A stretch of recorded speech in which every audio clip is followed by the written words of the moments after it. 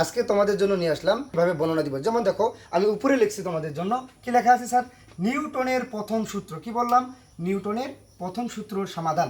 আজকে একটা ভিডিওর মাধ্যমে তোমরা নিউটনের সম্পূর্ণ সমাধান করতে পারবা। যেমন দেখো নিউটনের প্রথম সূত্র আমরা মুখস্থ কি জানি? বাইরে থেকে কোনো বল প্রযুক্ত না হলে, কি বললাম? প্রযুক্ত না হলে স্থির বস্তু চিরকাল স্থির থাকবে। কি বললাম স্যার? যদি আমরা বাইরে থেকে কোনো স্থির বস্তুকে যদি আমরা কিনা ধাক্কা না দিই বা শক্তি যদি না দিই, তাহলে চিরজীবন কি থাকবে? চিরকাল আমাদের স্থিরই থাকবে। এরপরে বলছে এবং গতিশীল বস্তু চিরকাল গতিশীল বা সমবেগে গতিশীল থাকবে। আমার মাথায় মাঝে মাঝে এটা খটকা লাগতো যে নিউটন মামা এটা কি বলেছেন, যে স্থির বস্তু নাকি চিরকাল স্থির থাকবে এবং গতিশীল বস্তু কীভাবে চিরজীবন নাকি কী থাকবে? চিরকাল গতিশীলই থাকবে। আমার মাথায় এটা কেন যেন একটা এর আগে ঘুরপাক খাচ্ছিল। কারণ ঘুরপাক খাওয়ার কারণ হচ্ছে গতিশীল কীভাবে চিরজীবন গতিশীল থাকে, এটা অবাক করে একটা ঘটনা। যেমন এটার একটা বাস্তব প্রমাণ তোমাদের জন্য নিয়ে আসলাম যে কিভাবে গতিশীল বস্তু গতিশীল থাকে এবং স্থির বস্তু কিভাবে স্থির থাকে।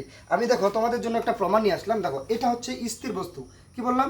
স্থির। আর এটা হচ্ছে গতিশীল বস্তু। এটা স্থির বস্তু বললাম, এটা হচ্ছে গতিশীল বস্তু। দেখো গতিশীলের উপর যদি আমি স্থির বস্তুটা রাখে দেই, এই প্রমাণটা দেখো।